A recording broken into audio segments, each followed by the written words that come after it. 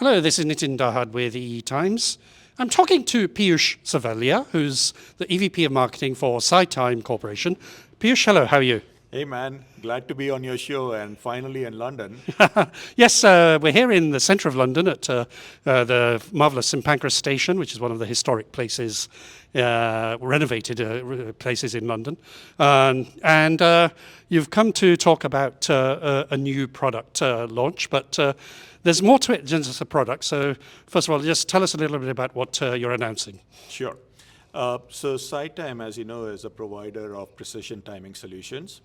And over the last 2 decades, we've built a pretty extensive portfolio of oscillators, ultra-stable oscillators, clock devices, and software. And what we are announcing now is yet another product category which will make us the complete timing solutions provider to the electronics industry, and this is the resonator category.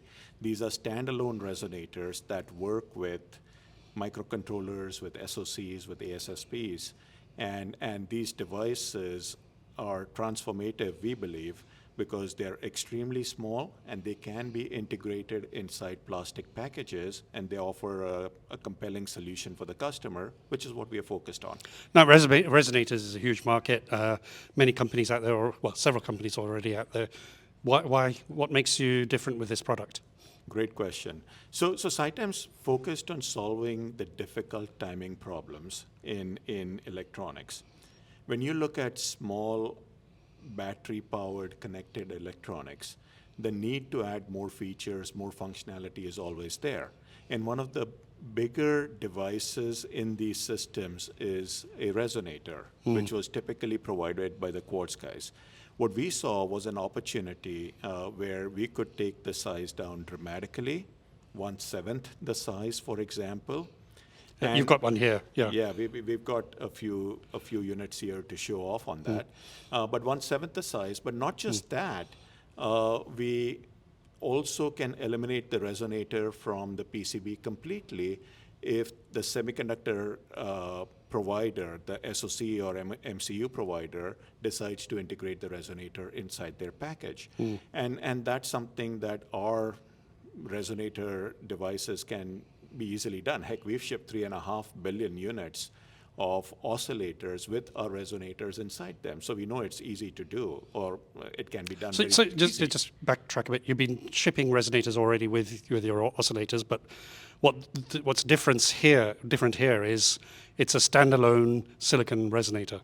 Yeah, it's a standalone silicon resonator that we would ship either as a packaged device for use on a PCB, or we would ship to a semiconductor manufacturer as known good die, and they would integrate it inside their package. Okay, I mean, why haven't you done this before? And I know you've been, from one of the things you've told me about SiTime is, you're always looking at ways of doing innovative new things, but you've been thinking about this for years and years, and it's been a decade in sort of thinking.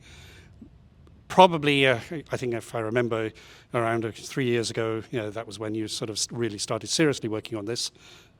What changed, and why now? So again, it's all about delivering value to the customer. And when we deliver something like this, we wanted to solve a problem. For example, I mean, our resonators that are used with our oscillators, we design our oscillator circuits for our resonators, but we don't want the customers to redesign their oscillator circuits when they are using our standalone resonator. The Titan family is what we call it. And so we had to get that right. How do we make sure that our Titan resonators, megahertz resonators, work just fine with their oscillator circuits that are already there? So we had to get that right. That was one example. Then getting the performance out of the devices so that it can meet the requirements of these systems. I mean, things like any wearable, a smartwatch, a ring, a fitness tracker, a sleep tracker, things like that. Or for that matter, medical wearables, continuous glucose monitors or hearing aids. We got to be able to make sure that with our resonators, they are able to offer something more than what they are offering today. And that's how we play the innovation game. Yeah, and I think those words don't fully describe how this works. You were showing me pictures earlier, but I think one of the things is there's a sort of launching pad for a lot of these quartz resonators, and you're eliminating that sort of area, which is basically giving you that size advantage, but also the fact that it can sit alongside in silicon or in a package rather, Right. as is the other thing. So I think that doesn't come over. That's quite an important benefit, isn't it? Yeah. It is, and ultimately, in an ideal scenario, everybody would be integrating these Titan resonators inside their package and shipping a complete solution to their customer. It adds value for them. I mean, so if you're an MCU provider, you're going to add value by shipping a timing device in your system so that it doesn't need to be on the board. And so that's a big deal. And we think because of the space savings, because of the potential power savings, because of the complete solution which simplifies the design for the engineer, that's going to be the way to go in the future. And you've got, initially you're sampling 32 megahertz. So let's just go back. So the resonator is basically the root of the clock tree for any circuit, is that right? Yes, so, that's correct. So at the moment you've got 32 megahertz, and then you've got three or four other frequencies targeting specific applications right now. So 32 megahertz we are already sampling. We are on a bunch of Bluetooth and microcontroller reference designs. We are also offering 4 additional frequencies by the end of this year. And again, they're focused on these kind of Bluetooth, microcontroller, those kind of applications, just to get the frequency coverage right. And so the additional frequencies are 38.4, 40, 48, and 76.8 megahertz. And what do you think your initial sort of reaction have been from the customers you've been sampling to? What are the things that they're sort of seeing either as challenges or benefits?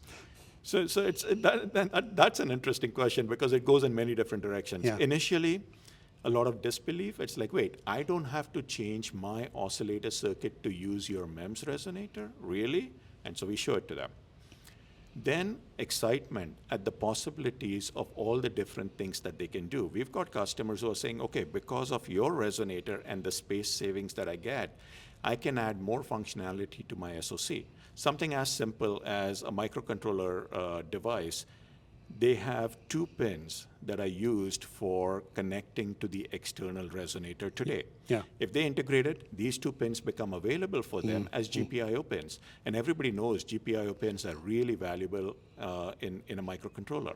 So things like that. So it starts with a little bit of disbelief in some cases, then it goes to excitement, and then you start digging and there's just more. There's just more. Well, I think one of the examples you quoted to me earlier was the tire pressure monitor, so conceptually, where you could potentially, with that space saving, add a bit of AI into that, or a bit of decision making within that. Yeah, so some kind of AI or machine learning algorithms in there to monitor the health of the tire so that you can get earlier warnings and indicators as to how the tire is doing over the lifetime of the tire. That's an example. Or if you're looking at hearing aids, could there be some additional functionality that you could add there? We are not the experts there. Our customers are. Same thing with CGM, same thing with smartwatches. So there's just, that space savings and the higher environmental resilience that MEMS naturally offers gives customers options, and they can do stuff with it. And one of the things you said earlier is the fact that now you've figured out how it can connect on silicon or in the package directly with the oscillator, whereas that was the big sort of thing you were trying to work on before to characterize that and make it stable. Yeah, and so the point there is that our MEMS resonator is electrically compatible with a quartz oscillator circuit that's already there. Okay. And that was the innovation. We had to crack the code on that and make sure that we could do it in the size, in the high manufacturing, high reliability that we always deliver. We had to do it in that arena, and that took us some time to figure out how to get everything right. I mean, there's process innovation, there's materials innovation, there's design innovation. We had to work through all of those things to get it right, and we believe we've cracked the code now. What do you think the market reaction is at the moment, or will be? We think, well, from what we see from our customers, they're certainly excited. They are excited at the possibilities. I think it's gonna spread as more and more customers are exposed to this. There may be a little bit of, again, our competitors, there may be a little bit of disbelief initially. It's like, what, these guys did that? And then they will also think about what part of the high-end market we can capture away from them. Because we're focused on the high end, and so they will look at that too. And what's your now vision and roadmap now for all of this, and what else is in the mix for? Obviously, you maybe can't tell too much, but yeah, what's in the planning? Innovation. It's always about innovation. It's always about delivering value. So yes, there's a bunch more frequencies in the roadmap that will come out, obviously.